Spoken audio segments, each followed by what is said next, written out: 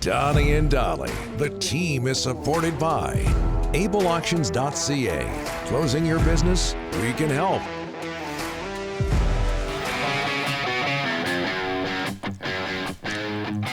Wednesday, and all of our guests today brought to you by, and that includes Farhan, standing, sitting, laying by. I'm not really sure. He's on vacation right now. Brought to you by our title sponsor, Able Auctions, ableauctions.ca. Farhan Lalji joining us now from TSN. Joining us from a cruise in Croatia. Have I got that right, Farhan? Stop number one was today in Dubrovnik, Croatia. Wow. Dolly, can you say that? Dubnik? Yep. Yeah, good, close. We'll drop a syllable if it helps, no problem. All right, It's I'm in the The neighborhood. tourism department won't have an issue. There you go. It's close. In the neighborhood. Tomorrow to Montenegro, a couple of stops in the Greek islands, and then some time in Italy. Wow. Thumbs up, thumbs down. It's like, it's spectacular. I mean, when you get to this part of Europe, and I haven't been in a long time.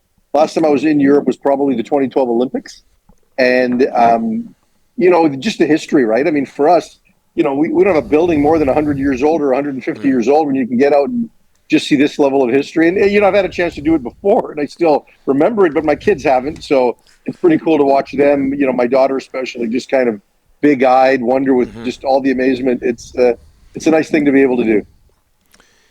We get laid off by Bell, and obviously their paychecks are... Everyone's suffering in our industry, and this guy's in Europe. It's called travel points. That's pretty much all That's it is. true. A That's lifetime worth of points. I just blew them all on this trip.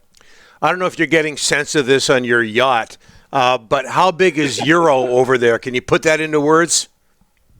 Oh, it's massive. And my kids have their German passport because Mary's half German. So, every second year my son pretends he's German and gets a jersey and gets right into watching Germany, whether it's Euro or the World Cup. So we're living that. We watched Germany play the other day when we were in Portugal at a pub, and everybody's into it, right? I mean, they're showing it.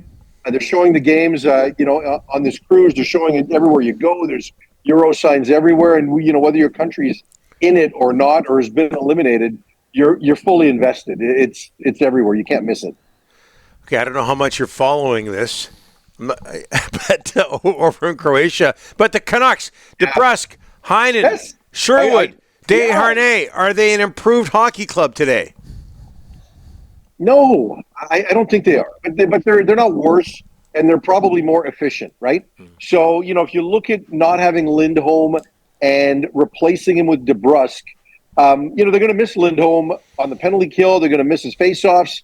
But for the most part this year, he wasn't a real big impact player until they got into the playoffs. DeBrusk is somebody they need to play on Elias Pettersson's wing. So you're going to see him have an impact next year for an entire season that Lindholm just wasn't in a position to have because they didn't have him for more than half the year. And then he had the injury and all of that. So he wasn't really a guy for them until the playoffs. So I think the DeBrusk signing is good. He's 27.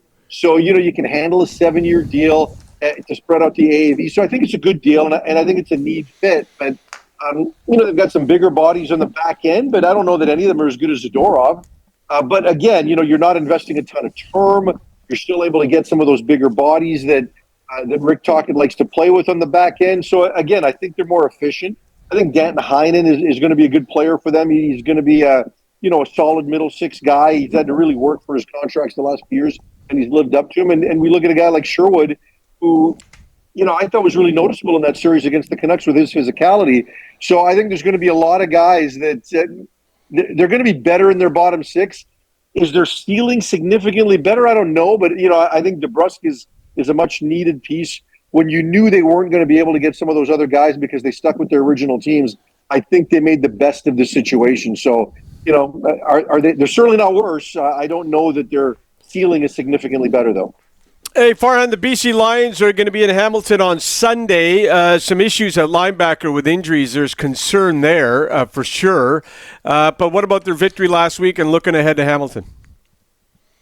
Yeah, I thought the win was good. It was solid the way they were able to finish that game out. You expect them to be a little bit better against Edmonton the way they're going, but they managed to play everybody tough. And when they needed to make a play, they were able to make the play.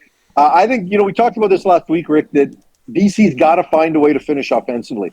They're doing a lot of good things. We talked about their offensive line last week and how it's showing up, and all of that is there. This is a team that leads the league in yards. They lead the league in yards per play in terms of second down conversions. There are a lot they're doing well, but they're in the middle of the pack in terms of points, and that's where it all matters. So they've got to find ways to finish, and if a team is equipped to withstand a loss at linebacker, it's probably the BC Lions. Josh Woods was a guy they had big hopes for, but guess what? You got Bola Combo there to back up, and Ben Haladek's supposed to be back this week. So, do they move Haladek back to the middle?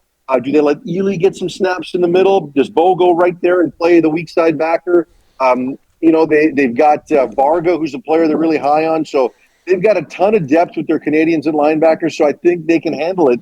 They've got to get better defensively, but, I just think there's been so much change there that they're growing and they're getting better week by week, so they're headed in the right direction. So I think they can withstand that loss, a tough break for Woods, who finally got the full-time opportunity that he'd been seeking. But right now for the Lions, the biggest thing they've got to finish offensively.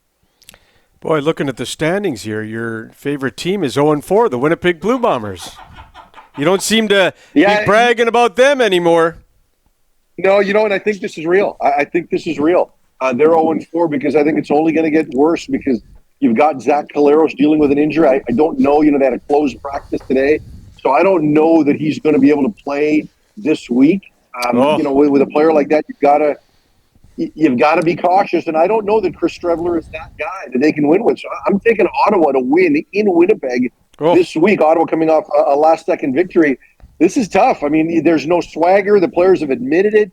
You're seeing dents in their culture when you get a player like Brady Oliveira openly questioning his usage. Even when Zach was playing, he didn't look like a guy that necessarily had the trust of all of his receivers, maybe just Demski and Wolodarski, and just kind of building trust with some other guys. So I don't know that there's an easy answer for these guys. I mean, they got to get Zach back. They got to get Kenny Lawler back before they can fix it. But there's a lot of change and a lot of holes and a lot of injuries. So, I don't know. This is as quick as snapping your fingers and expecting them to turn it around. Hey, Farhan, before we let you go, the Canucks have scheduled a home game Sunday, November 17th, 5 o'clock, Grey Cup at BC Place, 3 o'clock, right across the street. You're shaking your head. Obviously, you have a problem. Yeah, I don't get it.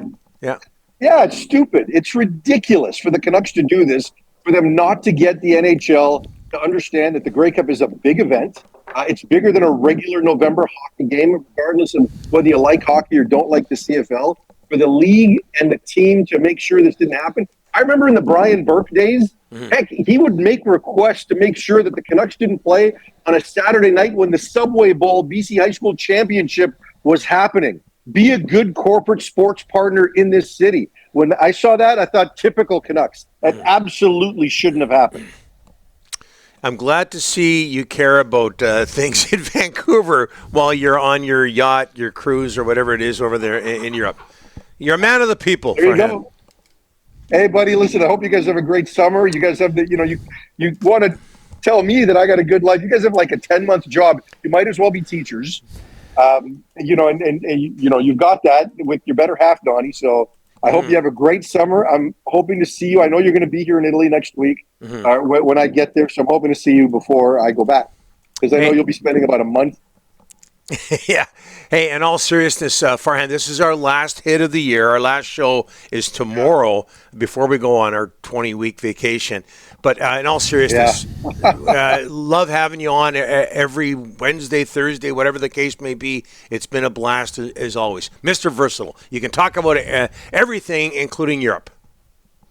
There you go, guys. Thanks for having me. Have a great summer. We'll see you in September. All right. See you later. There he is. Farhan, overseas on a cruise. Lions in Hamilton on Sunday.